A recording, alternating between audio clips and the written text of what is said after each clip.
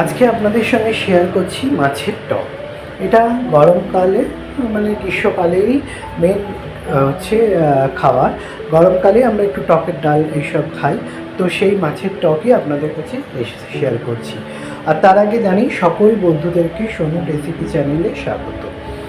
তো আমি মাছের টক বানানোর জন্য সিলভার কাপ মাছ নিয়েছি। আপনারা আপনাদের পছন্দ মতন মাছ নেবেন। মাছটা পুকুরের মাছ হলে বেশি ভালো হয়, জ্যান্ত মাছের টকটা বেশি খেতে ভালো লাগে। নোনা মাছের অতটাও স্বাদ লাগে না, কিছু কিছু নোনা মাছের টক করা যায়। তো যাই হোক, এখানে নুন হলুদ মাখিয়ে নিচ্ছি মাছগুলোতে, দিয়ে আমি 5 থেকে 7 মিনিট রেখে দেবো। আর রান্নাটা করছি সর্ষের তেলে। আমি ফ্রাই প্যানে তেল দিয়ে দিয়েছি, দিয়ে আমি মাছগুলোকে ভেজে নিচ্ছি। 4-5টা করে আমি মাছগুলোকে ভেজে নেবো দুটো ব্যাচে। মাছগুলোকে একদম কড়া করে ভাজবো না, হালকা করে মোটামুটি মানে ভালোই ভাজবো। আর এখানে গ্যাসের ফ্লেম মিডিয়ামে রেখে মাছগুলোকে ভেজে নিচ্ছি। এটা গরমকালে খুবই স্বাস্থ্যকর খাবার, কেন টকের ডাল বা টক জাতীয় জিনিসটা আমরা গরমকালে বেশি খাই, পেটের জন্য খুব ভালো হয় তাই। তো শীতকালেও খাওয়া যেতে পারে, অসুবিধা নেই। আর এটা সিলভার কাপ মাছ দিয়ে করছি, এটা বেশি ভালো হয় একটু পোনা মাছ দিয়ে করলে। আমার কাছে সিলভার কাপ মাছ ছিল, আমি তাই সেটা দিয়ে করে আপনাদের সঙ্গে শেয়ার করছি।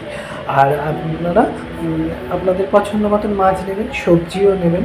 আমি এখানে সবজির মধ্যে যা যা সবজি দিয়েছি সেটা হচ্ছে বেগুন, ঢেঁড়স, মিষ্টি আলু, ব্যাস আমার কাছে এগুলোই ছিল তাই দিয়েছি। একটু নরম জাতীয় সবজি এর মধ্যে দেওয়া যেতে পারে। তো দেখুন আমার মাছগুলো ভাজা হয়ে গেছে, এবারে তুলে নিচ্ছি এক এক করে। তুলে নিয়ে ওই তেলেতেই আমি ফোড়ন দিয়ে সবজিগুলোকে ভাজবো। তো মাছগুলো তুলে নিচ্ছি। আর এটা আমি আম দিয়ে করব, যেহেতু এখন আম অ্যাভেলেবেল আছে বলে। তাই আপনারা অন্য সময় করলে আমি ওটা তেঁতুল দিয়েও করা যায় বা লেবুর রস দিয়েও করা যায়। আমরা দুটো তিনটে দিয়েই করি, গরমকালে প্রধানত আম দিয়েই করি, যেহেতু বাজারে আমটা সবসময় পাওয়া যায় তাই। আর এখানে ফোড়নে আমি ইউজ করলাম একটু পাঁচফোড়ন আর শুকনো লঙ্কা, ব্যাস। আপনারা এখানে সর্ষেও দিতে পারেন যেহেতু টক, হ্যাঁ, অনেকে জিরেও দেয়। আমি একটু পাঁচফোড়ন দিয়েছি, সবজিগুলো আছে তাই। তো সবজিগুলোকে হালকা করে ভেজে নেব। সবজিগুলোকে বেশ ভালো করে ভেজে নিয়ে তারপরে এতে নুন হলুদ দিয়ে একটু ঢেকে রাখবো, নরম হয়ে যাবে। এমনি ঢেঁড়স বেগুন সবই নরম সবজি।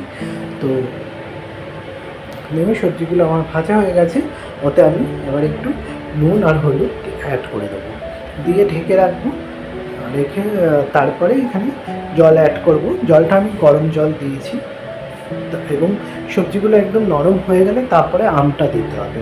টক জিনিসটা আগে দিয়ে দিলে সবজিগুলো কিন্তু সিদ্ধ হবে না, ওই জন্য টকটা আমরা লাস্টে দেবো। তো আমগুলো কেটে নিয়েছিলাম, নিয়ে সবজিগুলো ভেজে হয়ে গেলে এবার ঢেকে দেবো, দিয়ে লাস্টের দিকে আমটা দেবো। আর এখানে তেমন কিছু মশলা লাগছে না, বা টকে মাছের টকে লাগেও না, জাস্ট একটু সর্ষে বাটা। আমি সর্ষে পাউডার ছিল, আমি মাছটা যেটা সানরাইসের সর্ষে পাউডার আমি সেটাই ইউজ করেছি। আপনারা চাইলে গোটা সর্ষে কাঁচা লঙ্কা দিয়ে বেটেও দিতে পারেন, আমি কাঁচা লঙ্কা চিড়ে দিয়ে দিয়েছি। এই যে আমটা, এখন আমার সবজিগুলো সিদ্ধ হয়ে গেছে, আমটা দিয়ে দিলাম।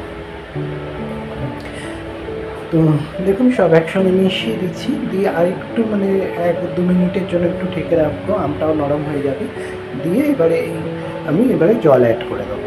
আর সবগুলো রান্নাটা কিন্তু গ্যাসের ফ্লেম মিডিয়ামে রেখেই করতে হবে। আমি গরম জল এখানে অ্যাড করে দিলাম, দিয়ে ভালো করে নাড়িয়ে ঝোলটা যে যার পছন্দ মতন রাখবেন ততটা রাখবেন। আর নুন আর হলুদটা এখানে একটু বেশি পরিমাণেই দিতে হবে, কেন হলুদটা কম দিলে যখন আপনি আমটা দেবেন টকের জন্য হলুদটা কিন্তু একটু ফিকে হয়ে যাবে, তাই জন্য হলুদটা আগে থেকে একটু বেশি করে দিয়ে দেবেন। আমটা দিলে তখন ওটা সেট হয়ে যাবে, আম বা তেঁতুল বা লেবু রস যেটাই দেন না কেন। আর নুনটাও তাই, টক দিলে নুনটাও একটু কম লাগে তাই জন্য। আর উপর থেকে আমি কাঁচা লঙ্কা চিড়ে দিয়ে দিলাম, আর এই যে সর্ষে পাউডারটা আমি ভিজিয়ে রেখেছিলাম দিয়ে ওটাকে দিয়ে দিচ্ছি। দিয়ে ভালো করে ফুটে উঠলে মাছগুলো দিয়ে দেবো, দিয়ে নামিয়ে দেবো। একদম ভীষণ হেলদি খাবার, একদম মানে তেল মশলা ছাড়া ভীষণ ভালো হয়। তো আর অল্প করে একটু নুন ব্যালেন্সটা ঠিক রাখার জন্য আমি একটু চিনি দিয়েছি, আপনারা চাইলে ওটাকে স্কিপ করে দিতে পারেন। এবারে আমি মাছগুলো দিয়ে জাস্ট 5 মিনিট একটু ফুটিয়ে নেবো। এগুলো ফুটে উঠেছে ঝোলটা আমার। এবার মাছগুলো আমি দিয়ে দেবো, দিয়ে এবারে 5 মিনিট ফুটিয়ে নেবো। আর একটু নুন ওপর থেকে দিয়ে দিলাম, যদি বললাম নুনটা একটু বেশি দিতে হবে, মানে নর্মাল ঝোলে আমরা যতটা নুন দিই তার থেকে একটু বেশি দিতে হবে, আর যে যার স্বাদ মতন তো দেবেনই। তো মাছগুলো দিয়ে দিচ্ছি, দিয়ে একটু আমি এটাকে ফুটিয়ে নেবো যাতে মাছের মধ্যে নুন মশলাটা ঢুকে যায়, টকটাও, এবং ঝোলটার সঙ্গে মাছটা মিশে যায়। তো তাই জন্য তারপরে আমি এটাকে সার্ভ করে দেবো। আমার রান্না অলরেডি পুরো ডান। মাছের টক আপনাদের সঙ্গে শেয়ার করলাম, এইভাবে আমরা পোনা মাছের টক করি।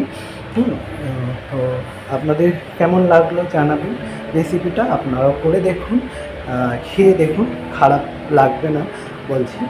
তো দেখা হচ্ছে আর একটা রেসিপিতে, ততক্ষণের জন্য সবাই ভালো থাকবেন, সুস্থ থাকবেন, আর কমেন্টে জানাবেন কেমন লাগলো রান্নাটা। রাধে রাধে।